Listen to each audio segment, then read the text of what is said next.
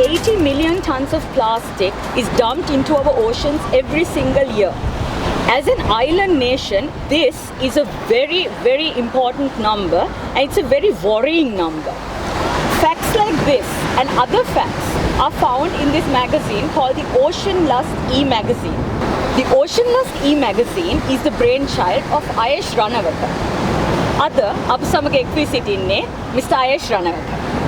Mr. Ayesh, ඇයි මේ Ocean Lust කියලා e-magazine එක create කරන්න හිතුවේ?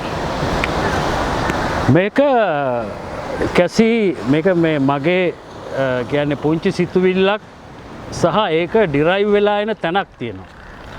ඒ තමයි සෙනෝරා ශ්‍රී ලංකා කියන think tank එක. සෙනෝරා ශ්‍රී ලංකා කියන think tank එක ඇත්තටම අපි 2016 වසරේ රජයේ අනුමැතිය සහිතව පටන් ගත්ත එක. Center for Ocean Resources Analysis ශ්‍රී ලංකා. ඒ කියන්නේ මේ සාගර සම්පත් විශ්ලේෂණය සඳහා වූ මධ්‍යස්ථානය විදිහට තමයි මේක පටන් ගන්නෙ. ඒකේ අපි ගොඩාක් ව්‍යාපෘති කරනවා. ඒකේ සාගරය සම්බන්ධ එක ව්‍යාපෘතියක් නෙමෙයි. අපි ඒකෙන් විශේෂයෙන් අපි ඒකෙන් බිස්නස් වෙන්චර්ස් හදනවා. පබ්ලික් කන්සල්ටේෂන් ඉඳලා ගිහිල්ලා අපි පබ්ලික් පොලිසිස් හදනවා. ඒ වගේ විශාල වැඩ කොටසක් කරන එක පුංචි පියවරක් පමණයි මේ Ocean Lust e-magazine කියන එක. විශේෂයෙන්ම සාගරය සම්බන්ධ විෂයානුබද්ධ කරුණු ගොඩාක් කෙරෙහි අවධානය යොමු කළා තමයි මේ මැගසින් එක පටන් ගන්න හිතුවේ. එතකොට මේ වගේ e-magazine එකක් ඇයි Ocean Lust හරි ocean එක ගැන කියලා කියන්න පුළුවන්. ඇයි Ocean Lust කියලා නම දාන්න හිතුවේ මේ e-magazine එකට? ඒක වචන දෙකක් නෙමෙයි කැසි. ඒක එක වචනයක් විදියට එන්නේ. That clearly shows the passion we have towards the ocean. So there's nothing else. A passion එක තමයි අපිව මේ නමට යොමු කරේ. ඒක වචන දෙකකට ගන්න එපා. ඒක එක වචනයකට ගන්න. ඒකෙන් අපි විසින් අපි අපේ සාගරයට කරන ආශාව, ආදරය, ආරක්ෂාව, ලැබි බව ඒ සියල්ලම පෙන්눔 කරන වචනයක් එක වචනයයි. Ocean Lust. Ocean Lust. හරි. එතකොට දැන් මේ Ocean Lust e-magazine එකෙන් බලාපොරොත්තු වෙන්නේ මොකද්ද? මේන් බලාපොරොත්තු මේන් aim එක මොකද්ද මේ magazine එකෙන්? අන්න ඒක තමයි කැසි. ඒ කියන්නේ බලාපොරොත්තු වෙන්නේ අපි සාගරය ගත්තොත් අද අපි ඉන්නේ අයිලන්ඩ් එකක. ඔයාලට මම මේකට පොඩි හැබැයි කතාවක් තියෙනවා කියන්න ඒකත් එක්ක කියන්නම්. ඔයාලට මතක ඇති දැන් අවුරුදු 16කට ඉස්සෙල්ලා ආව සුනාමි. ඒ සුනාමි එනකොට තායිලන්ඩ් වල හිටිය පුංචි ගෑනු ළමෙක් සුනාමි කියන වචනේ දැනගෙන හිටිය නිසා ඒ ගෑනු ළමයා ගිහිල්ලා ඒ සම්පූර්ණයෙන්ම එතන ඒ බීච් එකේ හිටපු සියලුම සංචාරකයන් ඒක ඉවත් කරගත්තා. මොකද ඒ ටර්මිනොලොජි එක ඒගොල්ලන්ගේ ශබ්දකෝෂයේ තියෙනවා. අද අපි බැලුවොත් සාගරය සම්බන්ධ මේ ටර්මිනොලොජි එක අපේ කී දෙනෙක් ඉන්නවද කියලා ඔයාම හොයලා බලන්න. මම දන්න විදිහට අපේ ගොඩක් දෙනා කරන්නේ කොහේ හරි කතරගම හරි කොහේ හරි යනකොට ගිහිල්ලා රැල්ල පාගන එක විතරයි. එතනින් එහාට මේ සාගරය ගැන ඉගෙන ගන්න ඒ කියන්නේ විෂයක් හැටියට ඒක ඉගෙන ගන්න කරුණු කාරණා යෙදිලා නැහැ තාම මේ පාසල්වල. ඒකම අපි මේ ගැන මේක පරිශීලනය කරන අයත් මේක භාවිතා කරන අයත් මේ ටර්මිනොලොජි එකෙන් මිදිලා පාරම්පරික ශබ්දකෝෂයක ගිල්ලා ඉන්නේ. එතකොට අන්තර්ජාතිකයත් එක්ක අප ජාත්‍යන්තරව අපි ගනුදෙනු කරනකොට ඒක අපිට නෙමෙයි පාඩු වෙන්නේ. අපේ රටට පාඩුයි.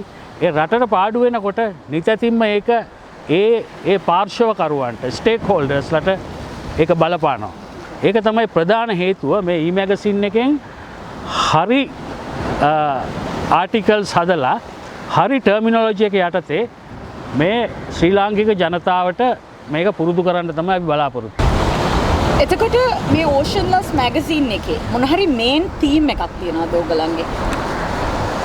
ඕකැසි අපි ඇත්තනම තීම් එක හදලා තියෙන්නේ United Nations Sustainable Development Goals number 14 life below water කියන ඒකේ තියෙන ක්‍රයිටීරියාස් යටතේ තමයි මේ තීම් එක එන්නේ.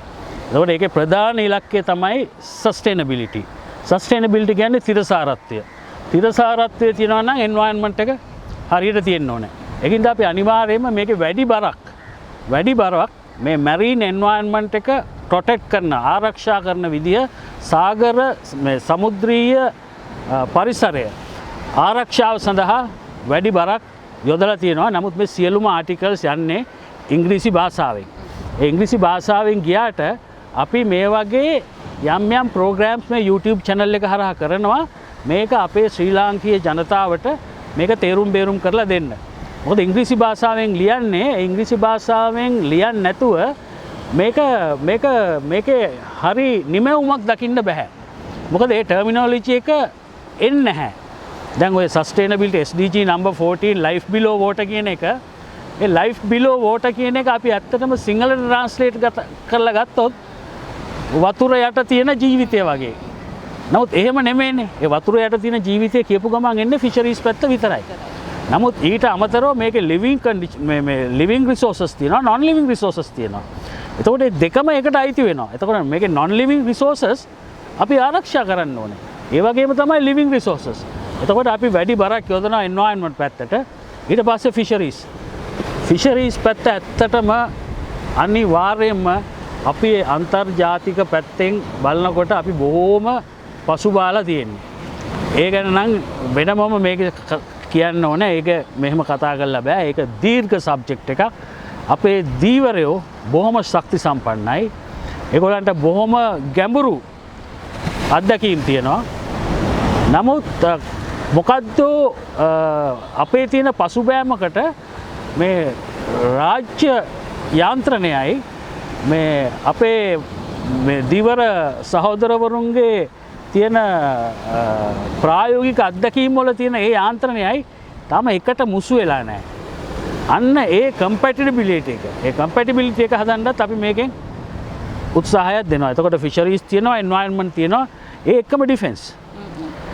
මැරිටයිම් සිකියුරිටි කියන එකත් මේ SDG number 14 එක යටතේම අපිට ගන්න පුළුවන් මේකක්. ඒතකොට මැරිටයිම් සිකියුරිටි ගත්තාම අපිට නිතැතින්ම එනවා කෝස්ට් ගාඩ් එක, නේවි එක. ඒතකොට අපි මේකේ නේවි එකටත් ආටිකල්ස් දෙලා තියෙනවා. නේවි එකේ ඉන්න අයටත් සර්විං ඔෆිසර්ස්ටත් මේකට ලියන්න පුළුවන්. නේවි එකෙන් රිටයර් වෙච්ච අයටත් මේකට ලියන්න පුළුවන්. ඒ වගේම මර්චන්ට් නේවි, ඒ කියන්නේ කොමර්ෂල් ට්‍රේඩ් එක මේ මහා සාගරේ පාවිච්චි කරන්නේ. එතකොට මේ කොමර්ෂල් ට්‍රේඩ් එකේ මහා සාගරේ පාවිච්චි කරනකොට ඒකටත් එක කොලම් එකක් වෙන් වෙනවා. ඒ අනුව තමයි දැනට අපි ඉදිරියට යන්න බලාපොරොත්තු වෙන්නේ. නමුත් ඔයා හිතන්නකො නිකන් මොනවා හරි වෙන රික්වයර්මන්ට් එකක් ආවා කියලා මේ සාගරය සම්බන්ධව ඉතා විශාල උනන්දුවක් තියෙන. දැන් හිතලා ගන්න, දැන් ඒකත් පරිසරය තමයි අර තෙල් නැවක් ගිනි අරගෙන ලොකු ප්‍රශ්නයක් වුණානේ. අන්න එතකොට අපි මේ channel එක මගින්ම මේ ජනතාව නිතැතින්ම දැනුවත් කිරීමේ ක්‍රමවේදයක් හදනවා. මේ channel එක මේ මැගසින් එකේ channel එකක්ම වුණාට මේක සාමාන්‍යයෙන් සාගරය සම්බන්ධව නිවුස් channel එකක් විදිහට තමයි අපි මේක ඔපරේට් කරන්න බලාපොරොත්තු වෙන්නේ. මොකද ඒකේ නිතැතින්ම සෙනෝරා එකේ එක අවශ්‍යතාවයක් ඉටු වෙනවා, පබ්ලික් අවයර්නස් කියන එක. ඒ කියන්නේ ජනතාව දැනුවත් කිරීම අත්‍යවශ්‍යයි. ඒකට අපි ලොකු තැනක් තියෙනවා. අනික තමයි අවසාන වශයෙන් මේ සමුද්‍රීය ක්‍රීඩා. මේ සාගර ක්‍රීඩාවන් අපිට මෙහි ලංකාවේ කරන්න ගොඩාක් තියෙනවා. ඉතින් ඒ අනුව අපිට යාත්‍රා නිෂ්පාදනය වෙනම කරන්න සිද්ධ වෙනවා. ඒවට ජාත්‍යන්තර ලොකු ඉල්ලුමක් තියෙනවා. ඒ ඉල්ලුම මේ අපිට ඕන එක හදලා දෙන්න බෑ. අපි සාමාන්‍යයෙන් රිසර්ච් එකක් කරලා පොඩි ගවේෂණයක් කරලා ලෝකේ අලුත් දෙයක් නිර්මාණය කරන්න යාත්‍රාවක් ඕනනම් මේක මේ රේසින් කරන එකක් වෙන්න පුළුවන්, නැත්නම් වෙන යොට් එකක් වෙන්න පුළුවන්, යොට් රේසින් එකකට එන. ඉතින් ඒවට තමයි අපි මේ ඒකේ අර SDG number 14 එකේ තියෙන blue economy කියන එකේ ප්‍රධාන තව කරුණක් තමයි නවෝත්පාදනය කියන එක. ඒ නවෝත්පාදනය තමයි අනිත් මේ විශාල කර්තව්‍ය අපි මේකට මෙව කරන. නවෝත්පාදනය කිව්වේ innovations. ඒ කියන්නේ innovations නැතුව ලෝකේ කොහෙවත් දියුණුවක් නැහැ. ඒක ඉස්සර ඔය කුමාරතුංග මුනිදාස මහත්මයා කියලා තියෙනවා මේ මොකක්ද අර මේ අලුත් දේ නොතකන ජාතිය ලොව නොනගී කියලා. ඒ වගේ තමයි අපි ඒකට විද්‍යාත්මකව යන්න ඕනේ. ආවට ගියාට නෙමෙයි නිකන් ෆ්ලොප් වෙන ප්‍රොජෙක්ට් කරලා කාවවත් සන්තෝෂ කරන්න.